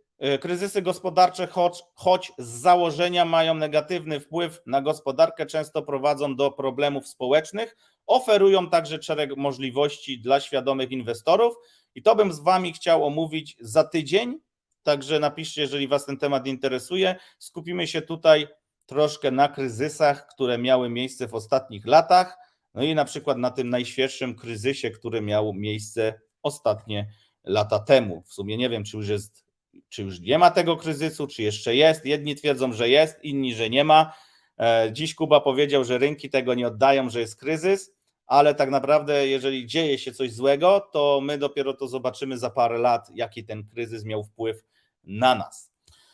No i tu na koniec bonus od Luno, czyli jeżeli założycie sobie aplikację Luno, możecie to pobrać ze sklepu lub zalogować się na przeglądarce. Rejestrując się, wpiszecie ten kod promocyjny, otrzymacie możliwość odebrania 50 €, jeśli wykonacie tam pewne zadanie, a zadaniem takim jest zakup kryptowalut za kwotę 250 € na tej platformie. Jeżeli zakupicie, dostaniecie 50 €. Możecie to od razu wypłacić. To akurat jest taka promocja, że tu nie trzeba trzymać tego depozytu, tak jak to było kiedyś na innych platformach. I całkiem fajny bonus, bo zgarniacie 50 eurasów. No i kolejną aplikacją jest Trading 212. To jeszcze promocja trwa. Nie wiem ile dni. Jak ostatnio to pierwszy raz pokazywaliśmy, było tam 30 dni, więc wydaje mi się, że tam jeszcze z 10 dni będzie. Można odebrać akcję darmową. Potem jak już odbierzesz i masz konto, to możesz to polecić swojej dziewczynie, chłopakowi, mamie, tacie, czy komu tam chcesz i oni też mają możliwość odebrania losowej akcji. I na przykład u mnie Trading 212 pomógł mi w tym, żeby zainteresować się bardziej tymi tradycyjnymi rynkami i zobaczyć, co dzieje się na akcjach i przy zabawie zainteresowałem się bardziej budowaniem portfolio też w oparciu o tego typu akcje. No i na koniec promocja znowu kolejna na bilety na NBX w Berlinie 4-5 grudnia odbędzie się event. Dzięki temu, że wykorzystacie kod Hajsocholicy, dostaniecie dodatkowe 10% zniżki na zakup tych biletów. A jeśli was interesuje to, co jeszcze można zgarnąć z dodatkowych promocji, to ja wrzucałem na Discordzie, jak i na Telegramie listę ewentualnych miejsc, gdzie można zdobyć jakieś bonusy za tam pierwszą rejestrację, czy za to, że wykonacie jakieś akcje. I jeszcze zapraszamy do Berlina, będziecie mieć przyjemność się również z nami spotkać, także postaramy się tam być. Teraz jeszcze na koniec komentarze, wiem, że już późno, ale zobacz, większość myśli, że wpłaci kasę i zarobi x200 to the moon i to jest maraton, tutaj się zgodzę, ale ja to zawsze nazywam, że to jest maraton z elementami sprintu, bo tak jak już powiedział Kuba, są takie momenty na rynku, gdzie trzeba bardzo szybko decydować, jeżeli nie będziesz na czasie, prześpisz, a raczej nie powinno się przesypiać pewnych rzeczy. Ten komentarz już był, że jest to czas akumulacji i mógłby trwać i trwać. Dla mnie to samo, ja się cieszę jak są spadki, bo sobie mogę kupować tego więcej, no bo tak jak widzicie, mam plan, że ja trzymam te kryptowaluty, wierzę w to, że Bitcoin zrobi nowe ATH albo przynajmniej dojdzie do poprzedniego, a jeżeli on to zrobi, to pociągnie za tym też inne kryptowaluty. Ja nie wierzę w to, że będzie hossa tylko na Bitcoinie. Nie wydaje mi się, już tyle razy tak było mówione, że alty poumierały, a wtedy naprawdę największe trupy z szafy są w stanie wstać i wyjść i powiedzieć: jestem tu, kup mnie. I ci ludzie to kupują po prostu, jak nie mają co robić z hajsem. Tutaj mamy komentarz kolejny. Odkąd 90% wolnych środków z wypłaty przeznaczam na zakupy spot, to co miesiąc na lewarze gram za pozostałe 10%, to jakoś dziwnie szybko rośnie spot pod hossę. No tak, jak wiesz, wrzucasz stare 90% kapitału, no to bardzo ryzykownie moim zdaniem, ale życzę Ci, żeby to udało się, to co tam masz sobie zaplanowane. Jak lepiej airdropy od kwietnia, zobaczymy, czy coś wynagrodzi. No to też już dość Coś długo, wynagrodzi cierpliwości na pewno. tak, Spokojnie. już długo klepiesz te airdropy. Wydaje mi się, że mimo, że klepiesz airdropy, to też wiele się już po drodze nauczyłeś, widziałeś, więc będziesz bardzo ostrożny na hossie lub będziesz zauważał więcej rzeczy. 5 największych pozycji na spot pod hossę. Ja tu odpowiedziałem w komentarzach, dlaczego tylko 5. Tutaj bardzo trzeba się zastanowić też, jeżeli chodzi o mnie prywatnie, to kiedy ja to kupiłem, ile na to wydałem i jaki procent mojego portfela to tworzy. U mnie, tak jakbym mógł Ci powiedzieć, to największymi pozycjami jest oczywista historia, to Bitcoin. Mam też stable mimo wszystko. Ale pod hossę, gościu. No to Bitcoin pod hossę, stable pod hossę, bo nigdy nie wiesz, czy coś się nie pojawi fajnego i nie ma okazji, żeby kupić. Mnie dziwią osoby, które całkowicie wystrzelają się z stabli i nie mają okazji za to kupić. No, tak. Potem jeszcze mam Ether. No. Ether. Akumuluję sobie Ripple'a. Mówiłem, że mam Arbitrum. Tutaj na przykład w moim wypadku Arbitrum jest taką pozycją, gdzie dostałem bardzo fajny airdrop, a mimo to, że go dostałem, nie sprzedałem, to dokupuję i jakbym mógł policzyć średni zakup na przykład Arbitrum. Też chcę powiedzieć, żeby ludzie wiedzieli, o co chodzi. To u mnie jest to 20 centów. To, co ja wydałem na Arbitrum, a mam z airdropa, jeżeli ja kwotę przedzielę przez ilość, to daje mi to między 10 a 20 centów koszt uzyskania ilości tej kryptowaluty. Ja już nie liczę to, co spaliłem na transakcje, bo tam to nie było adekwatne do tego. Ten airdrop był bardzo duży w stosunku do tego, co wydaliśmy, nie? No i chyba jeszcze jedną powinienem powiedzieć, a to coś wymyślę. Tak odpowiedział, że w sumie nie odpowiedział.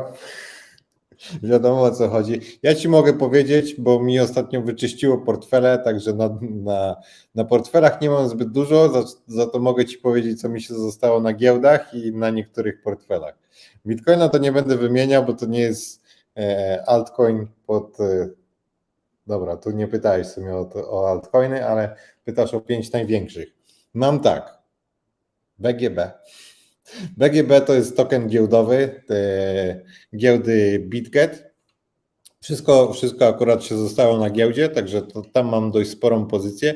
Kolejną pozycją będzie Tenet. Tam też miałem trochę zachowane, ponieważ most się wysypał i straciłem dość sporo środków transferując przez ten most. To był most multi-chain, który już nie był pod kontrolą w ogóle właścicieli.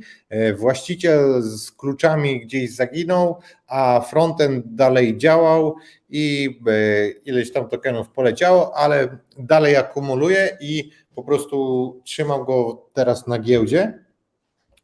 Muszę sobie ogarnąć jakiś inny most. Później mam Tao. Tao to jest BitTensor, ten od zdecentralizowanego czata GPT i AI. I na koniec MNT, czyli Mantle, czyli stary BitDAO. Czyli większość tokenów giełdowych trzymam na giełdach, do tego dwa takie mniejsze shitcoiny. Dlatego ja powiedziałem, dlaczego tylko 5, bo ja też mam BitDAO, mam Kaspy dość sporo. No, ale to są, wiesz, topowe pozycje takie, które mi się zostały. Wiesz, jest dużo takich rzeczy, które mam i które tworzą jakąś tam pewną część mojego portfela i tylko ja to kupowałem dużo taniej, to trzeba za dużo mniej pieniędzy, tak? Myśmy Kaspę rok temu kupowali, więc to trzeba po prostu mieć na uwadze, że jeśli wtedy wydałeś, nie wiem, $100 na tą Kaspę, to dziś masz 4000% na tym. Ja wszystkie te pozycje, które wymieniłem, one wszystkie są w zysku, bo to już są budowane od jakiegoś czasu tak. I one zrobiły wynik. No. Ale czekam i dalej trzymam. A u Kuby Ripple? Ripple. XRP. I XDC, XDC też ostatnio mnie ta kryptowaluta zainteresowała. Też ostatnio. No to mam, headerę mam. Kurczę, ciężko wymienić coś, czego nie wymieniliście, ale jeszcze mam troszeczkę tego DNX, Dynex to się nazywa. To też zrobiło nam fajną robotę i też to kupowaliśmy po 10 centów około, więc teraz to jest około, no teraz to jest jakieś 600%, ale wcześniej chyba było ponad 1000% zysku na tym DNX-ie. Kaspę, no to podaliście, no i jeżeli chodzi o inne takie pozycje, to już są mniejsze pozycje, które sobie zbieram, natomiast będę też niedługo dokupywać niektóre z nich i pewnie dokładać jakieś zupełnie nowe, których jeszcze nie mam. Jeżeli ktoś Was interesuje, co ja na przykład mam w portfelu z takich większych pozycji, to też ostatnio dodawałem Wam info i pytałem Was. Ja Was często pytam na Telegramie, czy to macie, czy akumulujecie, co o tym myślicie. To zazwyczaj ja to mam w portfelu i ostatnio pytałem o Linka. Bardzo dobrze zgadliście, o Linka.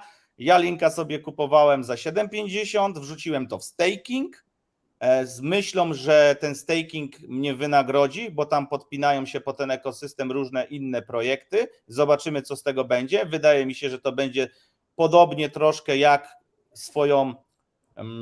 swój fajny czas przeżywał Kosmos, że tam były airdropy i te rzeczy. Nie wiem, czy to się tam powtórzy. To drugą paczkę kupowałem ostatnio za $6 Linka, no i teraz pewnie też dokupię, bo ja zazwyczaj kupuję coś na 3 do 5 paczek. No i oczywiście jak otworzy się staking, no to dużo osób może chcieć kupić tego Linka pod ten staking, pod te okienko i tam wrzucić, więc spekulacyjnie nawet można by tu rozegrać to na cenie, ale to już mówię, ja bardziej to trzymam długoterminowo, plus o Linku już nie jedna osoba mi gdzieś tam wspominała, że jest to dość dobry projekt fundamentalnie, także warto tutaj poczytać na ten temat, zobaczyć, co tam się dzieje. No a tak jak mówię, też mam jeszcze Atoma dość sporo w Moonbagu. Ostatnio odebrałem dość sporo atomów ze stakingu, pozamieniałem to na coś innego, ze względu na to, że mnie na przykład Atom zawiódł w ostatniej hossie, nie zrobił $100, tak jak ja chciałem, ale nie zawsze jest tak, że będzie tak jak chcesz. No ale zobaczymy, co z tego będzie, nie? I po prostu ja sobie tam trochę zostawiłem, a resztę zamieniam na te inne, między innymi właśnie Arbitrum i zobaczymy. No ostatnio, dziś też wklejałem wykres Arbitrum, że cena spadła poniżej chyba 80 centów, a ja mam ustawiony zakup na 50. No zobaczymy, czy to odklepie, nie? Michał, ty się Marka nie pytaj o 5 największych, bo ja lepiej się mam będzie tego spytać sporo. 5, których nie masz, mi powiedz. To wtedy... Wiecie, ja naprawdę nie patrzę na to przez ten pryzmat. Kupię sobie 5 kryptowalut i to będzie 5 tych czarnych koni. Nigdy tak nie patrzyłem i często mam w portfelu, uwaga, nawet około 50 różnych pozycji, ale tak jak mówię, często te pozycje są na tyle małe, że ja wydam, nie wiem, $50-100 w BES-ie, a w HOS-ie robi to x ileś.